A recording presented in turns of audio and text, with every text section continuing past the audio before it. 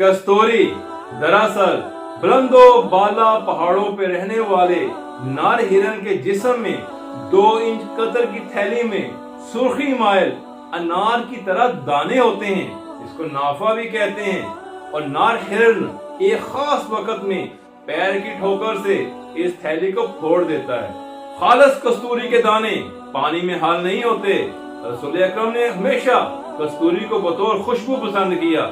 जिसे मुबारका है अत्तय्यबुल मुस्क, सबसे बेहतरीन खुशबू जो है वो कस्तूरी है। हदीस मुबारका है इन्ना लिअहलिल जन्नति सूक़ा यातूनहा कुल्ला जुमआ, कि जन्नत वालों के लिए हर जुमा को एक बाजार लगेगा, फीहा कुस्बानिल मिस्क, जिसके दोनों सिरों पर कस्तूरी के टीले होंगे। फाइजा खारजू इलैया हाबतर रिह, जब हवा चलेगी तो उस कस्तूरी को हर समत में फैला देगी। हदीस मुबारका है कि 3 अशखास रोज़े क़यामत कस्तूरी के टीले पर होंगे, कुरान पढ़ने वाला, इमाम और मुअज्जिन। कस्तूरी जहरों का तरियाक है, हत्ता के शाम के जहर के असर को भी जायल करती है। कस्तूरी का इस्तेमाल वबाओं के मुज़र असरात से बचाता है।